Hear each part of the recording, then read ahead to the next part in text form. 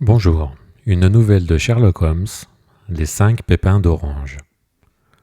Lorsque je passe en revue mes notes et mes dossiers sur les enquêtes de Sherlock Holmes entre les années 1882 et 1890, je me trouve confronté à un si grand nombre d'entre elles présentant des caractéristiques étranges et intéressantes qu'il n'est pas aisé de savoir lesquelles choisir et lesquelles ignorer. Certaines néanmoins ont déjà reçu un large écho par les journaux, et d'autres n'ont pas offert de terrain d'expression aux qualités très particulières que mon ami possède à un si haut degré, et que ses écrits ont pour but d'illustrer.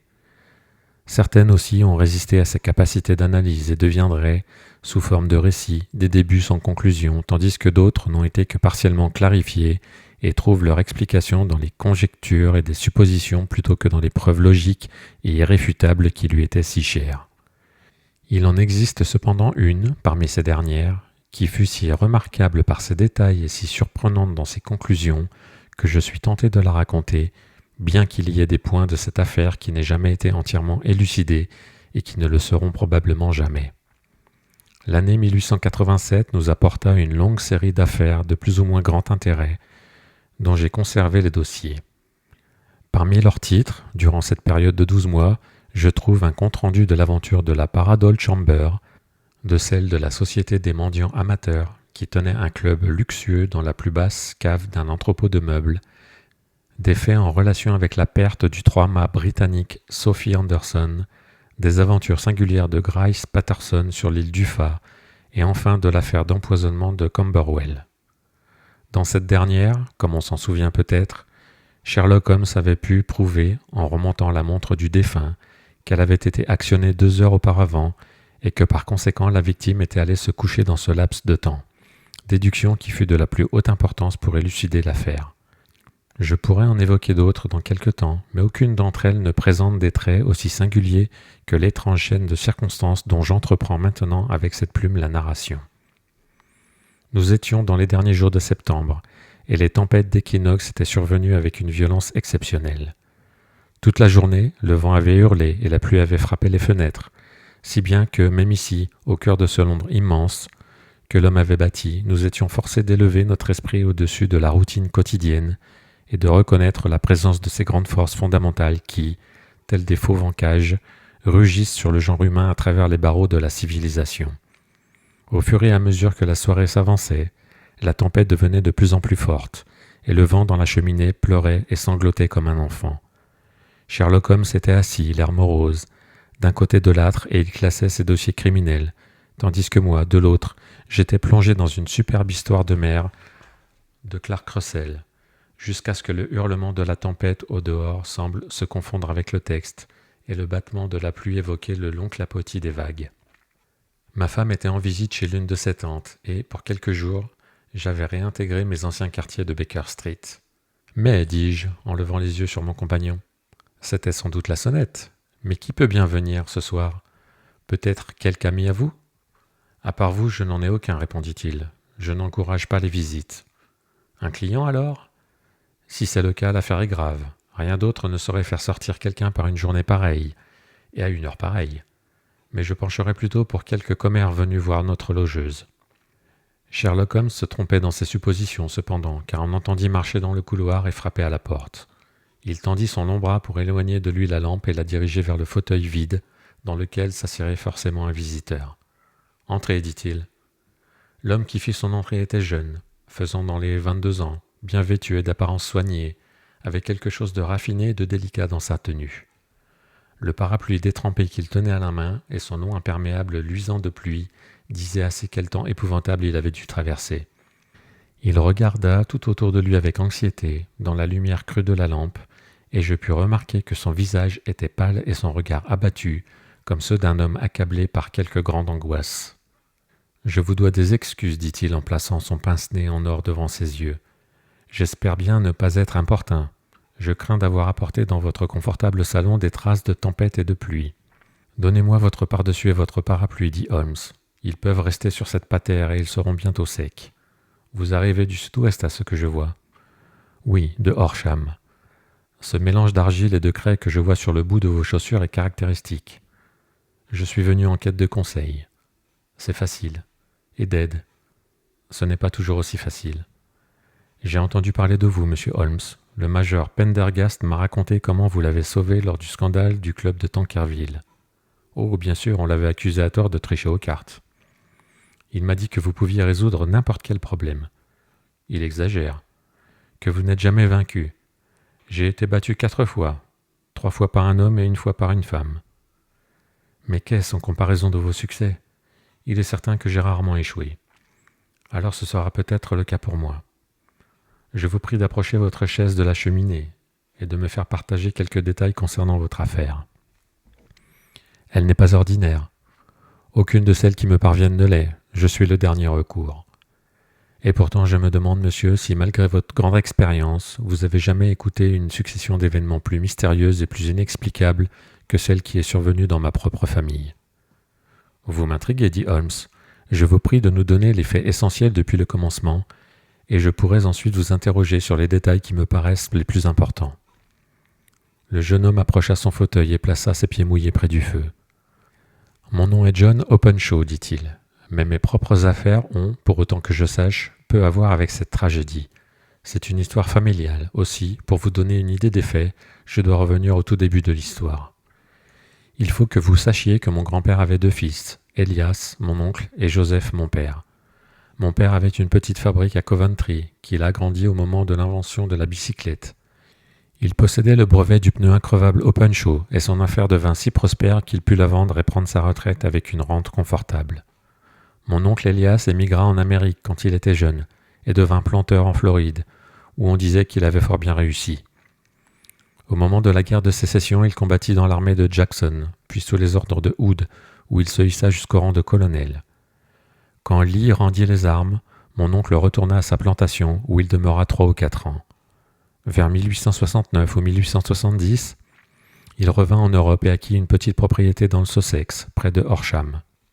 Il avait amassé une fortune considérable aux États-Unis, et la raison pour laquelle il les quittait était son aversion pour les nègres et sa désapprobation à l'égard de la politique des républicains qui leur avait octroyé le droit de vote. C'était un homme étrange, farouche et s'emportant facilement, très grossier lorsqu'il était en colère et en même temps très réservé. Durant toutes les années où il a vécu à Horsham, je doute qu'il ait jamais mis les pieds en ville. Il possédait un jardin et 2 ou 3 champs autour de sa maison. C'est là qu'il prenait de l'exercice, bien que très souvent il resta durant des semaines sans quitter sa chambre. Il buvait une grande quantité de cognac et fumait énormément, mais il ne voulait voir personne et ne recevait pas d'amis, pas même son propre frère. Je ne le dérangeais pas, et en fait il se prit d'affection pour moi, car je n'étais qu'un gamin d'une 12aine d'années quand il fit ma connaissance. Cela devait être en 1878, alors qu'il était en Angleterre depuis 8 ou 9 ans. Il pria mon père de me laisser vivre avec lui, et il fut très gentil avec moi, à sa manière. Quand il était à jeun, il aimait bien jouer au tric-trac et aux dames avec moi. Il avait fait de moi son porte-parole à la fois auprès des domestiques et des commerçants, ce qui fait qu'à l'âge de 16 ans, j'étais plus ou moins le maître de maison. Je possédais toutes les clés, j'avais le droit d'aller où je voulais, de faire ce que je désirais, du moment que je ne venais pas le déranger dans son intimité. Il y avait cependant une exception, étrange. Il y avait une pièce, une seule, un débarras dans le grenier, qui était invariablement fermé et il n'aurait permis ni à moi ni à quiconque d'y entrer. Avec une curiosité de gamin, j'ai regardé par le trou de la serrure, mais je ne pus jamais apercevoir autre chose que l'accumulation de vieux coffres et de vieux paquets qu'on s'attend à trouver dans un tel endroit. Un jour, c'était en mars 1883, une lettre portant un timbre étranger se trouva sur la table en face de l'assiette du colonel. Ce n'était pas habituel pour lui de recevoir du courrier, car toutes ses factures étaient payées en liquide et il n'avait aucun ami d'aucune sorte. « Ça vient d'Inde, dit-il en l'apprenant. Elle a été postée à Pondichéry. Que cela peut-il être ?» Il l'ouvrit avec empressement, et 5 petits pépins d'orange desséchés en tombèrent en tintant dans son assiette. Je me mis à rire en voyant cela, mais mon rire se figea sur mes lèvres lorsque je vis son visage. Sa lèvre pendait, ses yeux exorbitaient, sa peau couleur mastic, et il fixait l'enveloppe qu'il tenait toujours de sa main tremblante. « Ca, s'écria-t-il d'une voix stridente, puis « Mon Dieu, mes péchés m'ont rattrapé. »« Qu'y a-t-il, mon oncle » m'écriai-je. « La mort, dit-il en se levant de table et en se retirant dans sa chambre, m'abandonnant tout frémissant d'horreur. Je saisis l'enveloppe et vis, griffonnée à l'encre rouge sur le rabat intérieur, la lettre K répétée 3 fois. Il n'y avait rien d'autre excepté les 5 pépins desséchés. Que pouvait être la raison de cette terreur dévastatrice. Je quittais la table du petit déjeuner et alors que je montais l'escalier, je le croisais qui redescendait avec, dans une main, une vieille clé rouillée, qui devait provenir du grenier, et une petite boîte en cuivre, une sorte de caissette dans l'autre. « Ils peuvent bien faire ce qu'ils veulent, je les mettrai encore en échec, dit-il, lâchant un juron. Dis à Marie que je désire qu'on allume le feu dans ma chambre aujourd'hui, et envoie chercher Fordham, le notaire de Horsham. » Je fis ce qu'il me demandait, et quand le notaire se présenta, on me demanda de monter dans sa chambre. Le feu flambait vivement, et il y avait dans l'âtre un tas de cendres noires et légères, comme du papier brûlé, tandis que la boîte en cuivre gisait ouverte et vide. Comme je jetais un coup d'œil à la caissette, je remarquai en tressaillant que le couvercle portait imprimé le triple K que j'avais vu ce matin sur l'enveloppe. « Je souhaite, John, que tu sois le témoin de mon testament, dit mon oncle. Je lègue mon domaine, avec tous ses avantages et ses inconvénients, à mon frère, ton père, de qui tu hériteras sans aucun doute. Si tu peux en profiter en paix, tant mieux pour toi. Si tu t'aperçois que tu ne le peux pas, suis mon conseil, mon garçon, et abandonne-le à ton pire ennemi. Je suis désolé de t'offrir un cadeau à ce point empoisonné, mais je ne peux dire comment les choses vont tourner. Tu vas gentiment signer le document là où M. Fordham te demande de le faire. » Je signai le document comme on me le demandait, et le notaire l'emporta avec lui. Cet incident étrange me fit, comme vous pouvez l'imaginer, la plus profonde impression, et j'y pensais à le retourner en tous sens dans mon esprit sans rien pouvoir en tirer. Pourtant, je ne pouvais chasser le sentiment de terreur diffuse que tout cela évoquait, bien que cette sensation s'estompât à mesure que les semaines passaient, et que rien ne vint perturber la routine habituelle de nos vies. Je constatai néanmoins un changement chez mon oncle. Il but plus que jamais, et se montra moins enclin à voir du monde. Il passait le plus clair de son temps dans sa chambre, la porte verrouillée, mais parfois il en émergeait dans une sorte de délire éthylique pour se ruer hors de la maison et galoper dans le jardin, un pistolet à la main, et hurlant qu'il ne craignait personne, et qu'il ne se laisserait pas enfermer comme un mouton par aucun homme ou démon. Mais quand ces crises terribles étaient passées, il rentrait précipitamment, il verrouillait la porte et se barricadait, tel un être incapable d'affronter plus longtemps la terreur lui dévorant le tréfonds de l'âme. Dans ces moments-là, j'ai vu son visage, même par temps froid, ruisseler de sueur comme s'il venait de le plonger dans une bassine d'eau.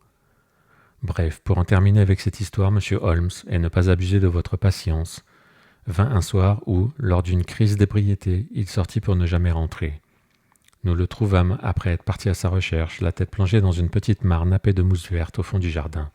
Il n'y avait aucun signe de violence, et la mare n'avait que 2 pieds de profondeur. Par conséquent, le jury, considérant sa réputation d'excentricité, rendit un verdict de suicide. Mais moi, qui savais combien l'idée même de la mort lui était insupportable, j'eus fort à faire pour me persuader qu'il était responsable de la sienne. L'histoire se tassa, mon père hérita de la propriété et de quelques 14 000 livres qui se trouvaient en banque. Un instant, intervint Holmes. Votre récit, je le prévois, est l'un des plus remarquables qu'il m'ait été donné d'écouter. Donnez-moi la date à laquelle votre oncle a reçu cette lettre et celle de son prétendu suicide. La lettre est arrivée le 10 mars 1883. Sa mort survint 7 semaines plus tard, dans la nuit du 2 mai. Merci, je vous prie de continuer. Quand mon père entra en possession de la propriété de Horsham, il procéda, à ma demande, à un examen attentif du grenier qui était resté fermé à clé. Nous y trouvâmes la boîte en cuivre, bien que son contenu eût été détruit. À l'intérieur du couvercle, il y avait une étiquette où étaient répétées les initiales KKK et, inscrit au-dessous, lettres, notes reçues et livres de compte. Cela indiquait, pensions-nous, la nature des papiers détruits par le colonel Openshaw. Pour le reste, il n'y avait rien d'important dans le grenier, à part un grand nombre de documents et de carnets épars se rapportant à la vie de mon oncle en Amérique. Certains dataient de la guerre de sécession et certifiaient qu'il avait bien rempli son devoir et acquis la réputation d'un soldat courageux. D'autres dataient de la reconstruction des États du Sud et traitaient principalement de politique, car il avait de toute évidence pris une grande part dans l'opposition aux politiciens opportunistes envoyés dans le Nord. Bref, c'est au début de l'année 1884 que mon père vint vivre à Horsham, et tout se passa au mieux pour nous jusqu'en janvier 1885. Le 4e jour après le Nouvel An, j'entendis mon père pousser un vif cri de surprise alors que nous étions attablés devant notre petit déjeuner. Il était là, assis, dans une main une enveloppe qu'il venait d'ouvrir, et dans la paume de l'autre 5 pépins d'orange desséchés. Il s'était toujours moqué de ce qu'il appelait mon histoire à dormir debout sur le colonel. Mais il sembla décontenancé et effrayé maintenant que la même chose lui arrivait. « Mais qu'est-ce que ça peut bien vouloir dire, John » bredouilla-t-il. Mon cœur s'était changé en plomb. « C'est le KKK, dis-je. » Il regarda à l'intérieur de l'enveloppe. « C'est ça, s'écria-t-il. Voici les 3 lettres. Mais qu'est-ce qui est écrit au-dessus ?»« Reposez les documents sur le cadran solaire, lus-je par-dessus son épaule. »« Quel document ? Quel cadran solaire ?» demanda-t-il. « Pouf !» dit-il en s'armant de tout son courage. « Nous sommes ici dans un pays civilisé, où l'on ne tolère pas les âneries de ce genre. D'où vient cette lettre ?»« De Dundee, répondis-je, jetant un coup d'œil au cachet de la poste. « Quelle farce stupide, dit-il. Qu'ai-je à voir avec des cadrans solaires et des documents ? Je ne tiendrai aucunement compte de ces absurdités. »« J'en parlerai bien à la police, dis-je. Pour qu'on me rie au nez en guise de remerciement ? Pas question. »« Alors, laissez-moi le faire. »« Non, je te l'interdis. Je ne veux pas qu'on fasse toute une histoire de ces sornettes. » Il était vain d'essayer d'argumenter avec lui, car c'était un homme très obstiné. Je vaquais néanmoins à mes occupations, le cœur lourd de mauvais sentiments. Le 3e jour après l'arrivée de la lettre, mon père quitta la maison pour rendre visite à un vieil ami, le major Freebody, qui commande l'un des forts de Potsdon Hill. J'étais heureux qu'il s'en aille, car il me semblait qu'il était plus éloigné du danger quand il n'était pas à la maison. En quoi, pourtant, je me trompais. Le 2e jour après son départ, je reçus un télégramme du major m'implorant de venir sur le champ. Mon père avait fait une chute dans l'une des profondes carrières de craie qui abondent dans cette région, et il gisait inanimé, le crâne brisé. Je me rendis en hâte auprès de lui, mais il mourut sans avoir repris connaissance. Il était, semble-t-il, revenu de Fareham à la tombée du jour, et comme le pays lui était étranger et que la carrière n'était pas clôturée, le jury n'hésita pas à rendre un verdict de mort accidentelle. Malgré le soin avec lequel j'examinais chaque détail concernant sa mort, je ne pus rien trouver qui suggérât un meurtre. Il n'y avait aucun signe de violence, pas d'empreinte de pied, ni de vol, pas de mention d'étrangers qui auraient été aperçus sur les routes. Et pourtant, je n'ai pas besoin de vous dire que mon esprit était loin d'être apaisé et que j'étais pratiquement certain qu'un odieux complot avait été ourdi contre lui. C'est dans ces conditions sinistres que j'entrai en possession de mon héritage. Vous allez me demander pourquoi je ne m'en suis pas séparé ? Je répondrai que j'étais tout à fait convaincu que nos ennuis provenaient, d'une certaine manière, d'un incident dans la vie de mon oncle et que le danger serait tout aussi pressant dans une maison que dans une autre. C'est en janvier 1885 que mon pauvre père trouva la mort, et 2 ans et 8 mois ont passé depuis. Pendant cette période, j'ai vécu heureux à Horsham, et je me prenais à espérer que la malédiction s'était éloignée de notre famille, et qu'elle avait trouvé sa conclusion avec la génération précédente. J'ai commencé à reprendre espoir trop tôt, pourtant. Hier matin, le coup est tombé d'une manière en tout point identique à celle qui avait atteint mon père. Le jeune homme sortit de la poche de son veston une enveloppe froissée et, s'approchant de la table, il y fit tomber 5 petits pépins d'orange desséchés. « Voici l'enveloppe, poursuivit-il. Le cachet de la poste indique le secteur Londres-Est. À l'intérieur se trouvent exactement les mêmes mots que dans le dernier message adressé à mon père. KKK, puis déposez les documents sur le cadran solaire. »« Qu'avez-vous fait ? demanda Holmes. « Rien. »« Rien ? » Pour dire la vérité, il plongea son visage entre ses mains blanches et fines. Je me suis senti impuissant. Je me suis senti comme un pauvre lapin figé devant le serpent qui s'avance en ondulant vers lui. J'ai l'impression de me trouver sous l'emprise d'une puissance maléfique et inexorable contre laquelle aucune prévision, aucune précaution ne peut me prémunir. « Allons, enfin !» s'écria Sherlock Holmes. « Il faut agir, jeune homme, sinon vous êtes perdu. Seule votre énergie pourra vous sauver. Ce n'est pas le moment de désespérer. » J'ai vu la police. Ah ! Mais mon histoire les a fait sourire. Je suis certain que l'inspecteur est parvenu à la conclusion que les lettres ne sont que des mauvaises plaisanteries et que les décès des membres de ma famille étaient véritablement accidentels, comme le jury l'a établi, et n'avaient aucun lien avec les avertissements. Holmes agita les poings au ciel. « Quelle incroyable bêtise !» s'écria-t-il. « Ils m'ont cependant envoyé un agent qui peut rester à la maison avec moi. Est-il venu avec vous ce soir ? Non, ses ordres étaient de rester à la maison. » De nouveau, Holmes leva les bras. « Pourquoi êtes-vous venu me trouver » s'exclama-t-il. « Et avant tout, pourquoi n'êtes-vous pas venu me voir tout de suite ?»« Je ne savais pas. Ce n'est qu'aujourd'hui que j'ai parlé au major Prendergast de mon problème et qu'il m'a conseillé de venir vous trouver. Cela fait en réalité 2 jours que vous avez reçu la lettre. Nous aurions dû agir avant. Vous n'avez pas d'autre indice que ce que vous nous avez montré, je suppose. Pas de détails significatifs qui pourraient nous aider ? » « Il y a une chose, dit John Openshaw. Il fouilla dans la poche de son manteau et en ressortit un morceau de papier bleu décoré qu'il posa sur la table. J'ai le vague souvenir, reprit-il, que le jour où mon oncle a brûlé ces papiers, j'avais remarqué que les petits bords des papiers qui n'avaient pas brûlé au milieu des cendres avaient cette couleur particulière. J'ai trouvé cette feuille unique sur le sol de sa chambre et j'ai tendance à penser qu'il s'agissait peut-être d'un document qui avait glissé de la pile et qui avait ainsi échappé au feu.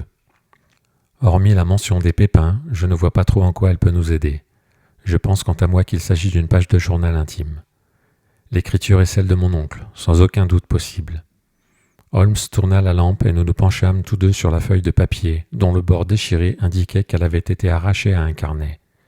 L'entête disait « Mars 1869 » et en dessous se trouvaient les notes énigmatiques qui suivent. Le 4, Hudson est venu, même vieille plateforme.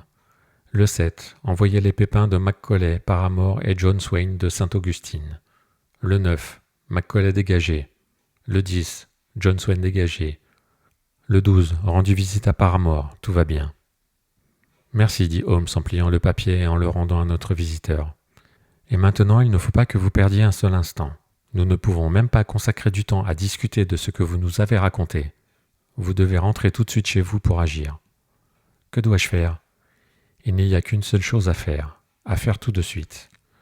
Vous devez mettre ce morceau de papier que vous nous avez montré dans la boîte en cuivre dont vous nous avez fait la description. Vous devrez aussi y ajouter une note pour expliquer que tous les autres documents ont été brûlés par votre oncle et que c'est le seul qui reste. Il faut l'affirmer avec des mots qui emporteront leur conviction. Après quoi, il faut immédiatement placer la boîte sur le cadran solaire comme indiqué. Vous comprenez ? Tout à fait. Ne pensez pas à vous venger, ou quoi que ce soit de la sorte pour le moment. Je pense que nous pourrons y arriver par des moyens légaux, mais il nous faut tisser notre toile, alors que la leur l'est déjà. Notre première préoccupation est d'éloigner le danger imminent qui vous menace. La seconde est d'éclaircir le mystère et de punir les coupables. Je vous remercie, dit le jeune homme en se levant et en enfilant son manteau. Vous m'avez redonné de la vie et de l'espoir. Je vais faire ce que vous me conseillez. Ne perdez pas un seul instant. Et avant tout, prenez soin de vous dans l'intervalle, car je ne crois pas qu'on puisse mettre en doute la réalité et l'imminence du danger qui vous menace. Comment rentrez-vous ? Par le train qui part de Waterloo. Il n'est pas encore 9 heures, les rues seront très fréquentées, donc je pense que vous serez en sûreté. Et pourtant, vous ne serez jamais assez prudent. Je suis armé. C'est bien, demain je m'occuperai de votre affaire. Je vous verrai donc à Horsham ? Non, votre secret se trouve à Londres, c'est là que je chercherai. Alors je viendrai vous voir d'ici 1 ou 2 jours, avec des nouvelles du coffret et des documents. Je suivrai votre conseil en tout point. Il nous serra la main et prit congé. À l'extérieur, le vent continuait de hurler et la pluie de s'abattre violemment sur les vitres. Ce récit étrange et terrible semblait avoir surgi des éléments déchaînés, apportés jusqu'à nous comme un paquet d'algues par la tempête pour retourner s'y engloutir à nouveau. Sherlock Holmes demeura un moment assis, silencieux, la tête penchée en avant et les yeux rivés sur le rougeoiement du feu. Puis il alluma sa pipe et, se laissant aller au fond de son fauteuil, il contempla les anneaux de fumée bleue qui se donnaient la chasse en direction du plafond. « Je pense, Watson, finit-il par remarquer, que de toutes nos affaires, nous n'en avons pas encore rencontré de plus extraordinaire que celle-ci. À l'exception du signe des 4. Oui, en effet, à part celle-là peut-être. Et pourtant, ce John Openshaw me semble avancer au travers de périls bien plus grands que les Sholto. Mais, lui demandai-je, avez-vous une idée concrète de la nature de ces dangers ? Il ne peut y avoir de doute sur leur nature, répondit-il. Alors, quels sont-ils ? Qui est ce KKK et pourquoi en a-t-il après cette malheureuse famille ? Sherlock Holmes ferma les yeux et cala ses coudes sur les bras de son fauteuil en joignant les extrémités de ses doigts.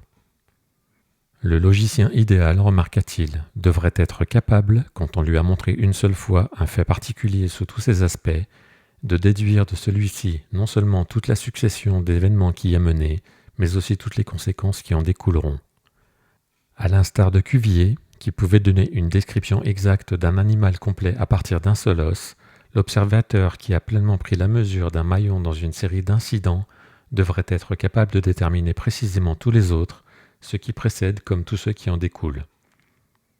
Nous n'avons pas encore saisi les résultats auxquels notre seule raison peut parvenir.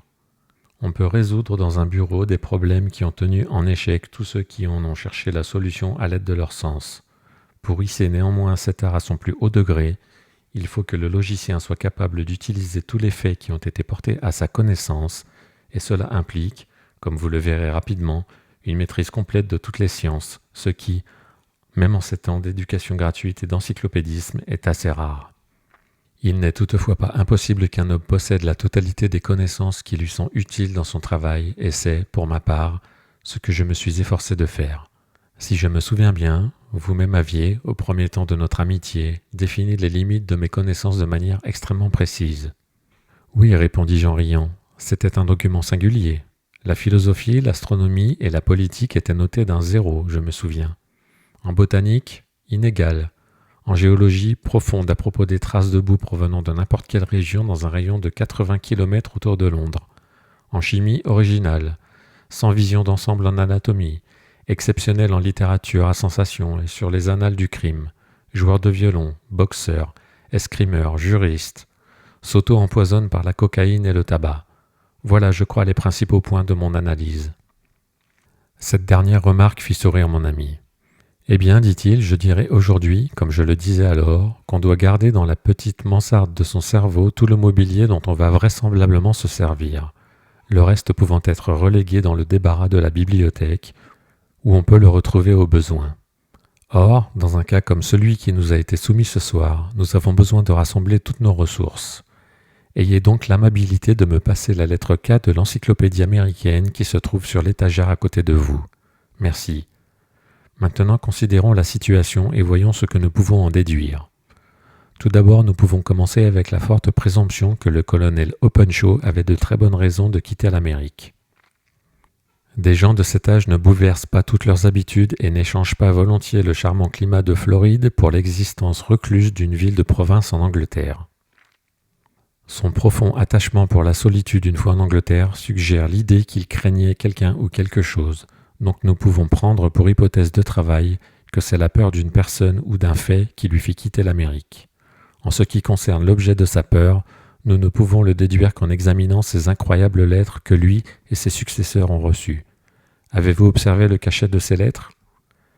La première arrivait de Pondichéry, la seconde de Dundee et la troisième de Londres.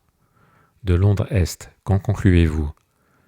Que ce sont toutes des ports maritimes, que l'auteur des lettres se trouvait à bord d'un bateau.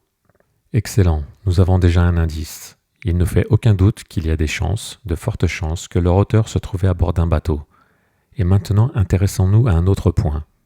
Dans le cas de Pondichéry, 7 semaines ont passé entre la menace et son accomplissement. Dans le cas de Dundee, ce ne fut que 3 ou 4 jours. Cela évoque-t-il quelque chose ? Une distance plus grande à parcourir ?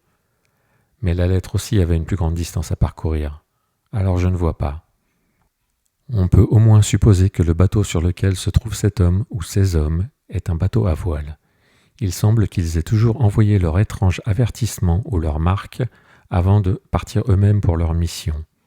Vous voyez la rapidité avec laquelle l'acte a suivi la menace quand elle fut expédiée de Dundee ?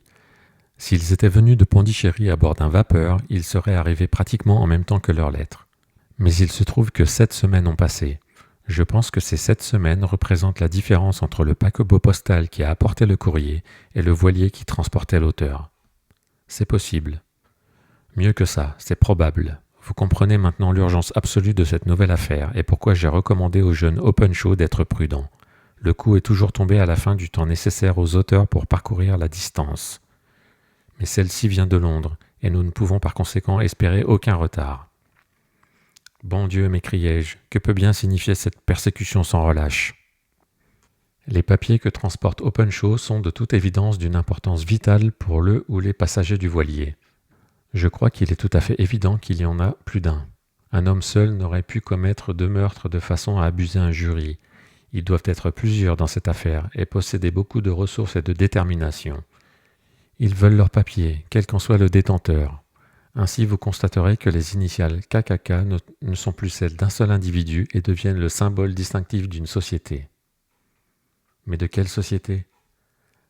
N'avez-vous jamais, dit Sherlock Holmes en se penchant en avant et en baissant la voix, n'avez-vous jamais entendu parler du Ku Klux Klan ? Jamais. Holmes tourna les pages du livre posé sur ses genoux. Voilà, dit-il bientôt. Ku Klux Klan, appellation dérivée d'une ressemblance fictive avec le son d'un fusil que l'on arme. Cette terrible société secrète fut formée par d'anciens soldats confédérés des États du Sud après la guerre de sécession, et rapidement des ramifications locales se sont formées en différents endroits du pays, notamment au Tennessee, en Louisiane, dans les Carolines, en Géorgie et en Floride. Elle utilisait sa puissance à des fins politiques, principalement afin de terroriser les Noirs qui votaient ou pour tuer ou chasser du pays ceux qui s'opposaient à ses desseins. Ces forfaits étaient d'ordinaire précédés d'un avertissement envoyé à une victime, sous une forme extravagante mais généralement bien établie. Un rameau de chêne à certains endroits, des graines de melon ou des pépins d'orange dans d'autres. En recevant ces avertissements, la victime pouvait soit abjurer ouvertement sa conduite passée, soit quitter le pays. Si elle faisait front, la mort s'abattait infailliblement et habituellement d'une façon étrange et imprévue. L'organisation de la société était si parfaite et ses méthodes si efficaces qu'on ne connaît guère de cas où on ait réussi à la défier impunément ou dans lequel on soit parvenu à remonter du meurtre jusqu'à ceux qui l'ont perpétré. Pendant quelques années, l'organisation prospéra en dépit des efforts du gouvernement des États-Unis et des élites de la communauté du Sud. Finalement, en 1869, le mouvement s'effondra assez brusquement, bien qu'il ait connu depuis lors quelques sursauts sporadiques. Vous remarquerez, reprit Holmes en reposant le volume, que l'effondrement soudain de l'organisation coïncide avec le moment où Openshaw a quitté l'Amérique avec leurs documents. Il se peut qu'il y ait là un rapport de cause à effet. Rien d'étonnant à ce que lui et les siens aient à leur trousse des esprits parmi les plus implacables d'entre eux. Vous pouvez comprendre que ce registre, ce journal de bord, ait pu mettre en cause quelques personnalités de tout premier plan du Sud, et que nombreux sont ceux qui ne pourront dormir en paix tant qu'on ne les aura pas récupérés. Alors la page que nous avons vue est comme on pouvait l'attendre. On y lit, si je me souviens bien, « Envoyer les pépins de A, B et C », c'est-à-dire on leur a envoyé l'avertissement de l'organisation. Puis viennent les notes indiquant que A et B ont été éliminés ou ont quitté le pays, et enfin que C a reçu une visite, ce qui, j'en ai bien peur, a abouti à un résultat funeste pour le 10C.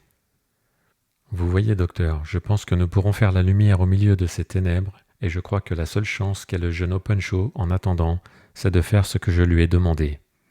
Il n'y a rien de plus à dire ou à faire ce soir, alors passez-moi mon violon et essayons d'oublier pendant une demi-heure ce temps déplorable et les agissements plus déplorables encore de nos frères humains. Au matin, le temps s'était dégagé et le soleil brillait d'un éclat atténué par le voile opaque qui recouvrait la grande métropole. Sherlock Holmes était déjà en train de prendre son petit déjeuner quand je descendis. « Vous me pardonnerez de ne pas vous avoir attendu, dit-il.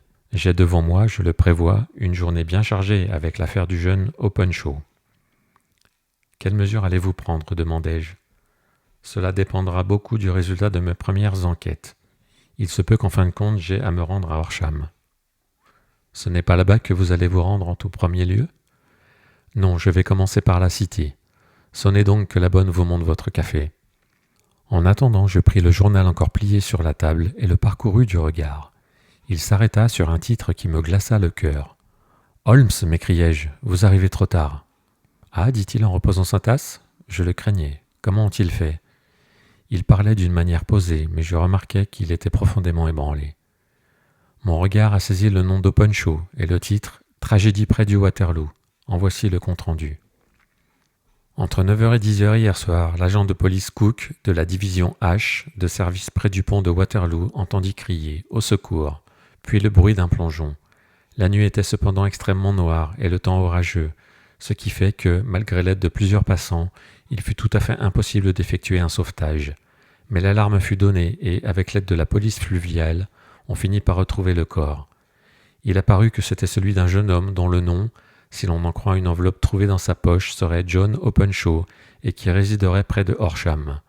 On suppose qu'il courait afin d'attraper le dernier train en partance à la gare de Waterloo et que dans sa hâte, et étant donné la profonde obscurité, il s'est trompé de chemin et s'est engagé sur l'un des petits débarcadères destinés aux bateaux à vapeur de la rivière.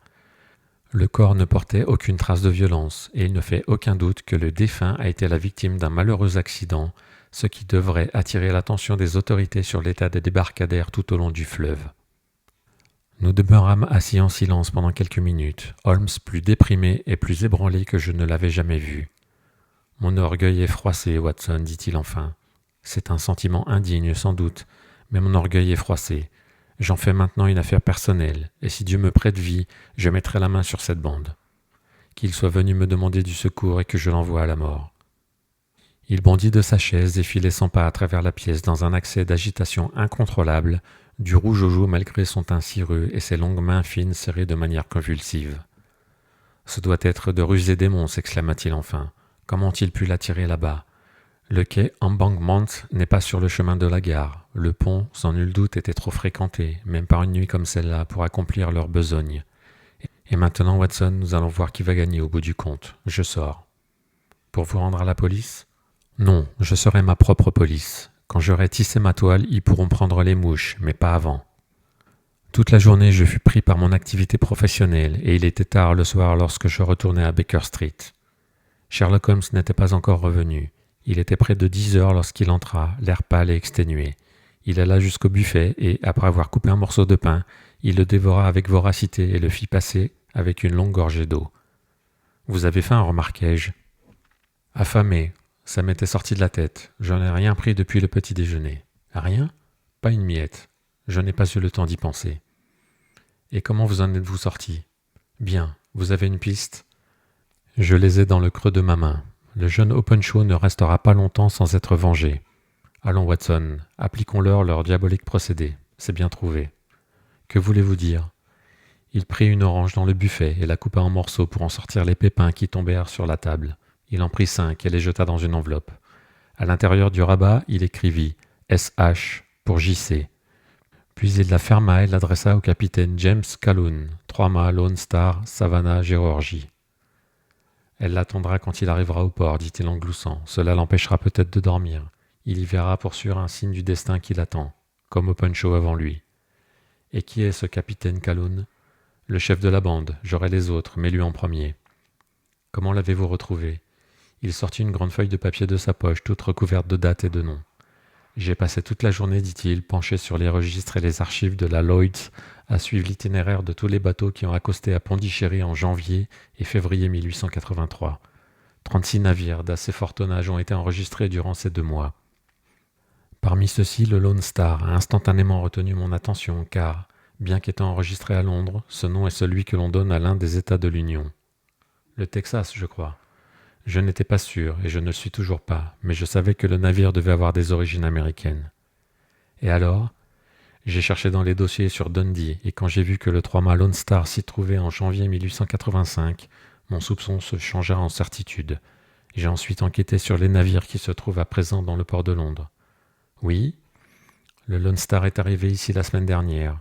Je suis descendu au quai Albert et j'ai découvert qu'il avait descendu le fleuve avec la marée tôt ce matin, en partance pour Savannah. Je télégraphiai à Gravesend et appris qu'il était passé il y a quelque temps, et comme le vent vient de l'est, je suis certain qu'il a dû passer les Goodwin et qu'il se trouve pas loin de l'île de White. Qu'allez-vous donc faire ? Oh, je le tiens bien en main. Le capitaine et ses 2 officiers sont, d'après ce que j'ai appris, les seuls Américains de souche. Les autres sont finlandais ou allemands.